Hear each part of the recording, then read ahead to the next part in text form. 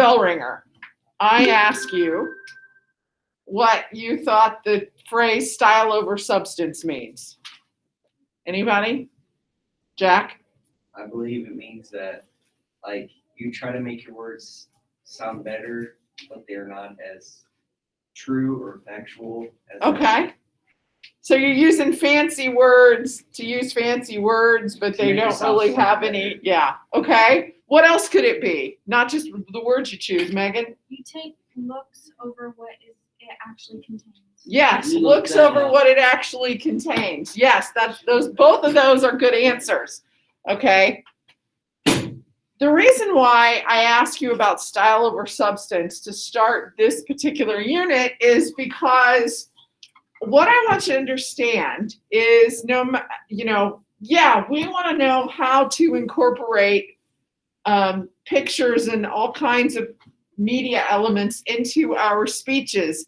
And they are great things to enhance our speeches. But that word enhance is the key point, why we also need to understand style over substance. Because all of these things, whatever pictures, video clips, and everything we put in, they're to enhance what we've put together as far as the speech. The speech is still the most important thing. What you say and the points that you're making and the information you've gathered to support those points are still the most important part of it. So we want to make sure that we don't fall into that trap of style over substance, okay? We want to make sure that we have a speech that is well prepared and the speech itself is good. And if something went wrong and you couldn't use whatever presentation you were going to do, you'd still have a good speech, okay? So we're going to talk about all these things you can add into your speech, and kids get really excited about this, especially since we've been using computers and they can put something together on Google Slides, or we used to use PowerPoint or Keynote, things like that. And you can put together some really cool slides to enhance your speech, but we always want to remember it's only to enhance. It is to add to the speech. So I have some slides for you to use with this presentation, of course. Why not? Why shouldn't we? So I think I'd done this in Keynote, and then I transferred it over into. I like Keynote better. Yeah, Keynote is nice. There were a lot of nice things you could do. Google Slides is fine. It's serviceable. It doesn't have as many bells and whistles as Keynote or PowerPoint. I just like the MacBook better. Well, they were nice. I still have mine, so I will try not to brag about that. Okay. Where did it go? Quit. Sorry, guys. There we go. And I have these notes online for you in Canvas, so you can go back to them anytime you need to. It's just audio-visual introduction. And then we're going to talk about the audio-visual speech itself, and you can get started on that. So we put some audio-visual notes into a slideshow. And okay, so here's what we need to understand. In the audiovisual speech, we need to understand what it is. So audiovisual aids are anything that we can see or hear that, again, enhances your speech.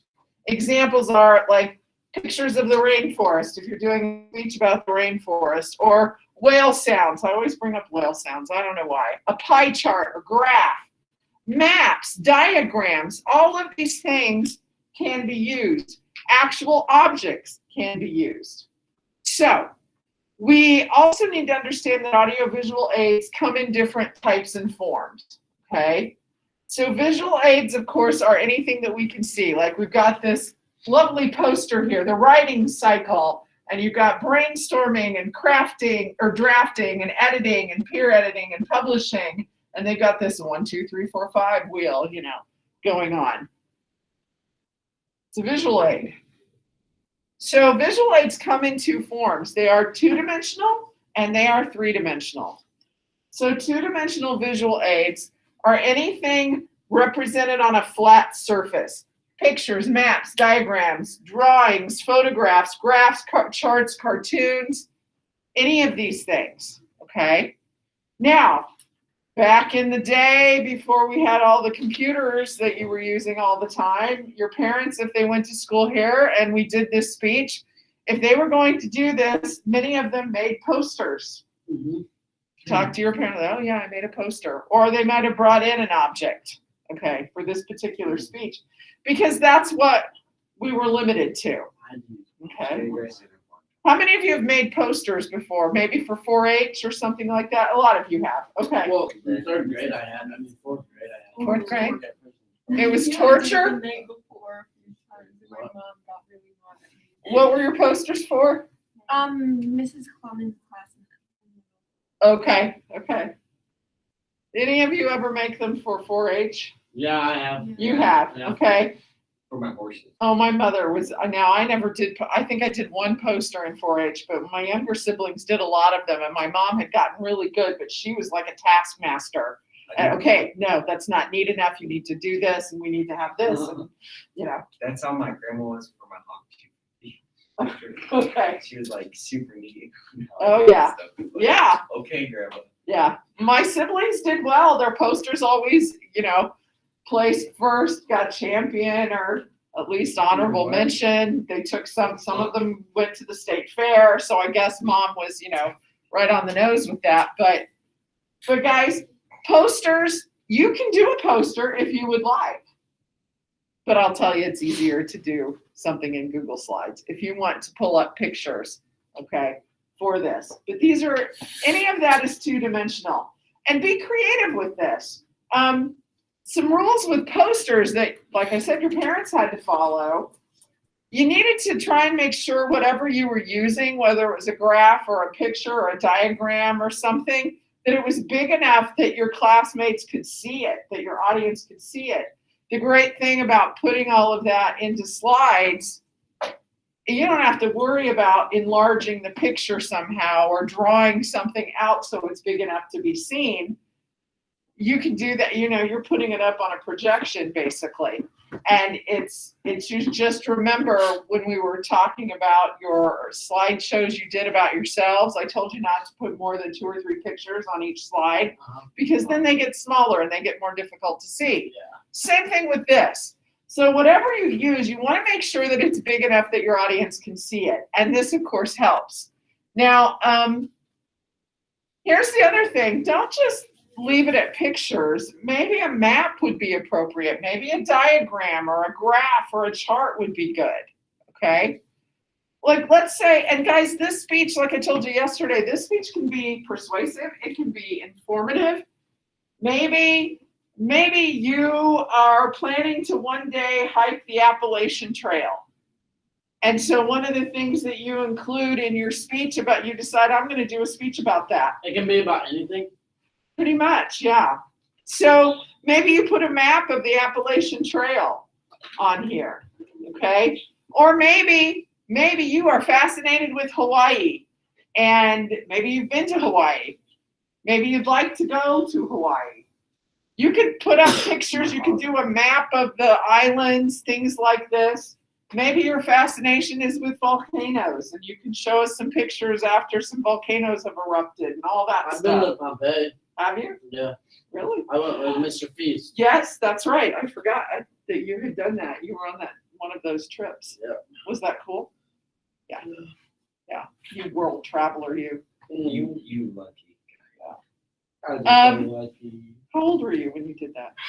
Third grade or second and third grade. Okay.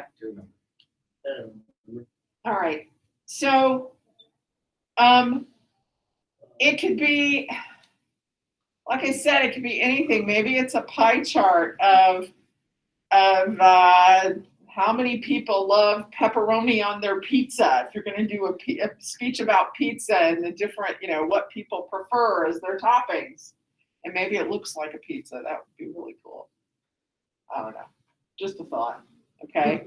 Maybe you love roller coasters and you do a speech about the best roller coasters in the world, or maybe a history of roller coasters, and you've got pictures that you found of the earliest roller coaster. And then maybe some of the longest roller coasters. And I think the longest wooden roller coaster is still the Beast in Kings Island at Cincinnati. How long does I've been to Cincinnati too. It's a 4 or 5 minute ride. I've been by wow. That's one of my top favorite roller coasters is the Beast. And it's especially nice at night, riding in the very back, and it's rained a little bit and the brakes don't work as well. And That ain't good. oh, it's fun. It's so fun. You're like, because you're going around in circles and that clack, clack, clack, clack. And I don't know. It's great. I like roller coasters, guys. Me too. Space Mountain is fun. The Vortex. We're going to talk about the Kings Island doesn't have the Vortex anymore, but it used to. It was a steel coaster and it went upside down a couple of times in some loops. Wow. And one of my funniest experiences on that particular coaster, What I is was it called? the Vortex. Mm. They've taken it down. But the Vortex, I was there with a group of my friends. 3 of us went on the Vortex. I was riding in the car with my friend Steve, and right behind us was our friend Ruth. And Steve and I couldn't even scream because we were laughing so hard because Ruth is right behind us and she has one continuous scream going the entire ride except to breathe. I mean, she was just like, and she could scream. I mean, she could scream. It was like, ah!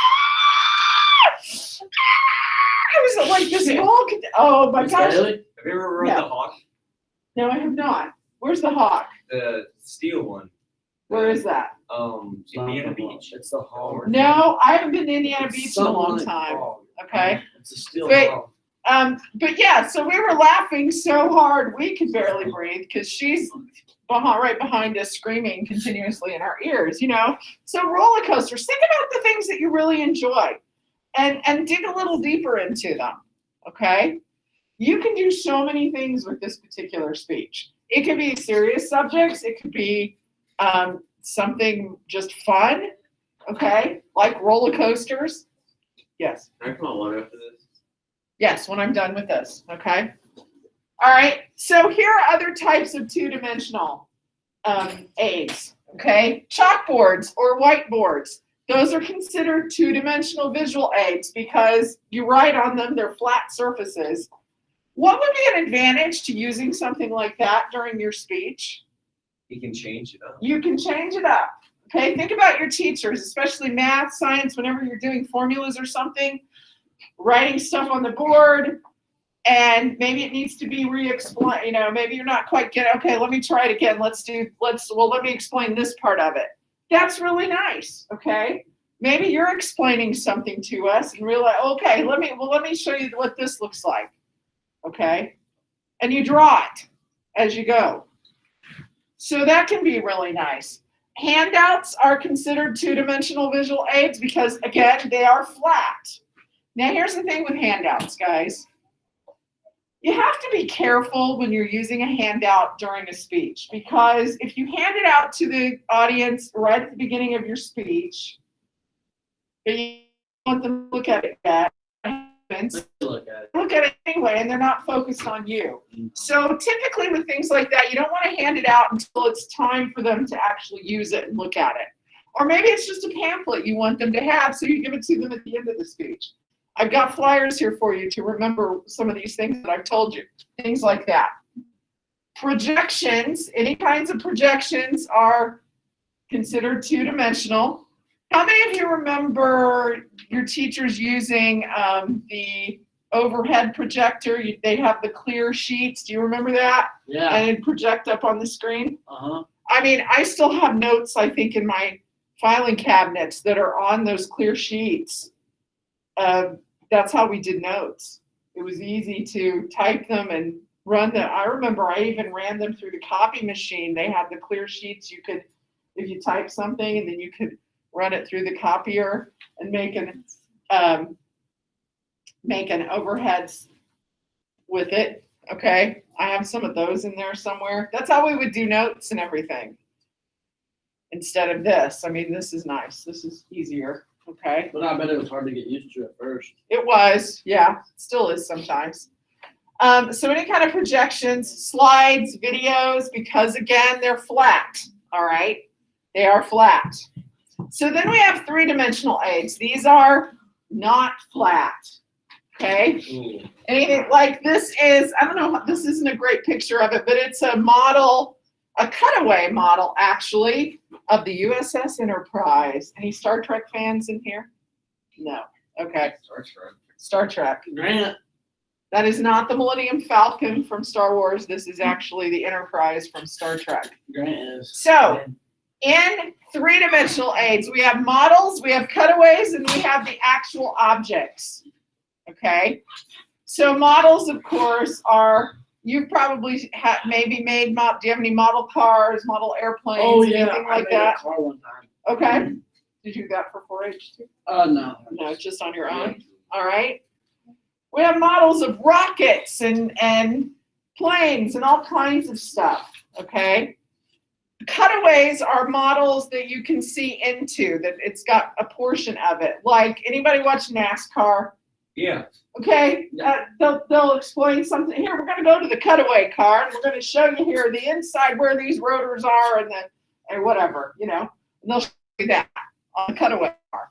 You can have cutaway models. You can show the interior of something. I think at the Museum of Science and Industry in Chicago, there's a cutaway of the human body. Oh. Yeah. Yes. There's a cutaway model of the human body. Yeah. Yeah. So something like that. You can see everything. Yeah. Wait, what's it called? At the Museum of Science and Industry, there's a Where's cutaway that at? model Oh, in Chicago. Yeah, there's a cutaway model of the human body. Mm. Yeah. Okay. And guys, actual objects are fine too, as long as they're small enough and portable. Okay. I've had students who did combinations of these things, that they brought in actual objects or a model, but they also did some slides. But there are all kinds of things that you can do. I've had speeches about Legos. I think I mentioned that yesterday. I had a speech about Lincoln Logs once, and he told us the history of Lincoln Logs, and he had some pictures of some of the early models. I feel like someone's done that before. Well, they have. That's what I just said. No. Like, I've heard it before. Oh, okay. I don't know. I love it. And then he actually brought in some Lincoln Logs. I've had students do, like, they had their old matchbook cars or their, what's the other car, the small cars? Hot Wheels. Yeah, I had Hot Wheels as a kid. Okay. Maybe you still have your Hot Wheels or your matchbook cars. You want to do a speech about their history or something. I like the tech bags. The guys, one year down at the Children's Museum in Indianapolis, that's what was on. They had this whole big display of Hot Wheels and their history and so forth. And they had these piles of Hot Wheel cars and track that you could go play. They And make like real life Hot Wheel cars too. do they? Like Yeah. Yeah, Yeah. Yeah. Or Barbies. I've had some speeches on Barbie dolls or maybe action figures. Okay. And they did a whole history. They told us the history of the Barbie doll, maybe showed us some pictures of the early dolls, brought in their own dolls that they still have. Okay. That's always kind of fun. All right. But you could bring in the actual objects. You can bring in models of the objects. You can, now we are limited on the actual objects. Like if you're going to do a speech on the history of rifles, no, you cannot bring rifles in. Okay, sorry. I can bring it. well, obviously But- that's legal. Right. But you could have pictures. You know, if you've got this, if your grandpa has this gun collection, I mean, you could show us pictures. If you're going to talk about the history of these, yes. It's probably a no. But can you bring a Ouija board into school? Mm-hmm. I don't know. Yeah, Mm-hmm. they're Do you know what that spiritual. They're is? Yeah, I know what a Ouija board is. We had one when I was a kid. Yeah, you can. You don't. I don't think I know there's someone any, bought one here before. Did it work? I don't Miss think Hahn? there's- They were I don't doing think it there's any downstairs. rules. Miss Hahn, did it work? Well, some teachers like throw a fit. Oh, Did it work, Miss? Sonic? okay. Let me just tell you about the Ouija board my sister and I had when we were kids. It was for fun.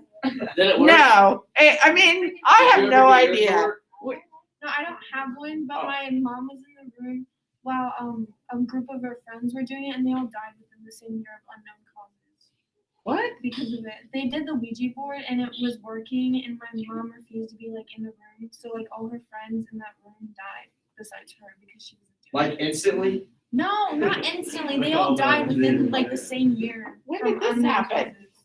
When she was like at the end of high school. She got attacked by the devil. Do not bring that into this room. Wasn't he literally for it like 2 Okay. years ago? Yeah. Yes. Not Okay. dead, no. Here's the thing. Our Ouija board, when I was a kid, ended up covering the fish tank so the cats wouldn't get in it. I think I'm safe. Yeah. I've had students do speeches years ago about Ouija boards. Well, I'm doing a speech over like ghosts and how you Okay. protect them. Okay. All right, that's fine. It's Yeah. over fire. We but yeah, our Ouija board ended up as a cover for the fish tank. All right. So guys, yeah, if it's an actual object that you have questions about, just ask me. Okay. So, and no, you can't drag a tractor in or anything like My that. dirt bike? Last year, someone drove a tractor to school. I Yeah. I did it too. He Okay. drove a lawnmower. All right, guys, let's talk about audio aids. Hey, audio aids are any kind of sound recordings, music, nature sounds, etc. So you could use things like this if you were going to do a speech about a particular type of music or from a particular group. You could play not a whole song, but clips of music. If you are, you've got a fascination with loons, a type of bird. I actually met someone once. She was a friend of my friend, Can I bring in my beagle? and no, you can't. Sorry. She had this obsession with loons, and she had a record of loon sounds, and I'm like, oh, that's nice. A loon is a type of bird. They're actually very pretty sounds, but to have a whole album of them, I don't know. What if like someone brought a bird in this? Yeah, that's what I Wait, thought. Got loose and stuff. It was a friend of a friend. I think I only met What her if someone once. brought a bird to school? No live animals, guys. Okay. You can't bring live animals. I mean, Even if it's I went a to Texas over in Rankin. We were in like this building, and there was Yeah. like just a random bird flying around. Base hardware has. Sometimes that happens, yeah. Yeah, it was I've like, been in buildings where it that's was just happened like flying before. around going crazy. Yep. Okay, guys, last slide, I believe. Yes, no, one more. Okay. So here are your guidelines for using visual or audio aids. First of all, it should be large enough to be seen and loud enough to be heard. That's key. It should contribute to the idea being presented, not just because you wanted to throw something in. It needs to be a contributing part of the speech, something that enhances your speech. Don't stand in front of it. If it's something we're supposed to see. Talk to your audience, not the visual aid that you're using or audio aid, whatever you're using. Keep it out of sight or hearing until you're ready to use it. Don't overdo it, okay? You want to show us a couple of slides of your, of whatever it is, that's fine, but don't show us 10 slides of the same thing. Even 5 slides of the same thing is a little much, okay? And then Murphy's Law, be prepared for things to go wrong. You always have to be prepared for things to not work. So make sure you're okay with that sometimes things don't work. Here's what we're going to do instead, okay? So these are the rules that you need to think about. Like I said, don't show it to us or play it for us until it's time. But here's the other part. I also don't want you to have maybe this great, you put together a collection of pictures, but you don't do anything with them during the speech. And at the end of the speech, you show us here's some pictures of this. Incorporate it into the speech itself, not just something you do at the end of the speech. Like if you're talking about a particular part of Hawaii, this particular island, and you've got a picture of it, show us that picture of it while you're talking about it, Okay? Got that? Yep. All right. So the one last thing is multimedia. Multimedia simply means you're combining things like using PowerPoint or Keynote or Google Slides. You're combining all of those. Today, back then, that's what they meant by multimedia, that you put pictures and so forth together in something like this and incorporated sounds. Today, we often think of it as even more, where you might have video clips and things like this. Now, I had a student give a speech about Doctor Who one year. I may have told you that yesterday. No. Okay, it was an incredible presentation. I mean, first of all, she wrote a really good speech. She was very good at that.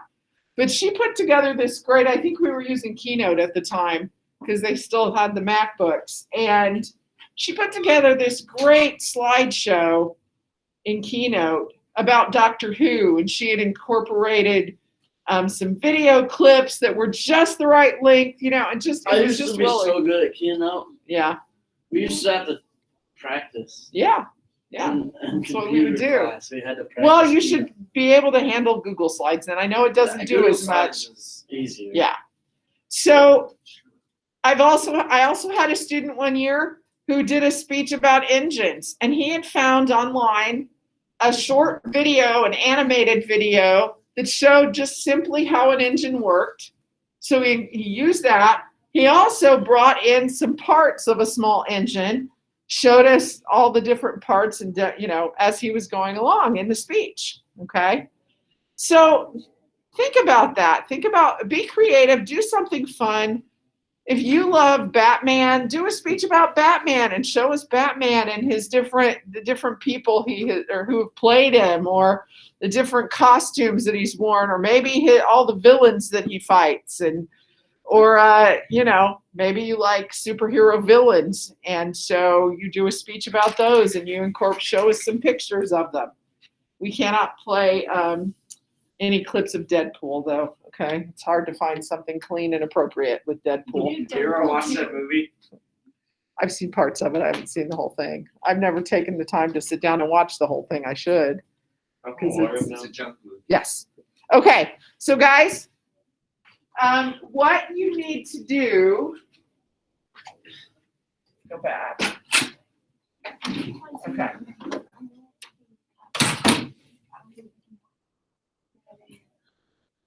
It's fine.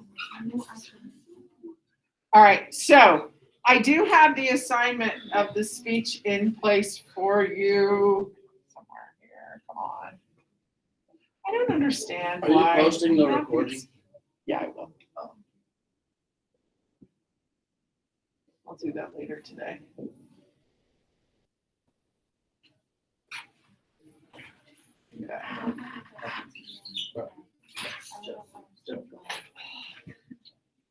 Okay. Sure, bro. Okay, so the audio-visual speech itself, I have it assigned here in Canvas. So you're going to prepare an informative or persuasive speech using some kind of audio or visual aid or material. The length of the speech, I put 3 to 10 minutes. Here's why. Most of the time I tell you 3 to 5. With the audio-visual speeches over the years, I have found that they often take longer because you're incorporating pictures and so forth. So they're typically longer. They don't have to be. That's why it says 3 to 10. Okay? So it could be 3, it could be 10. Yes.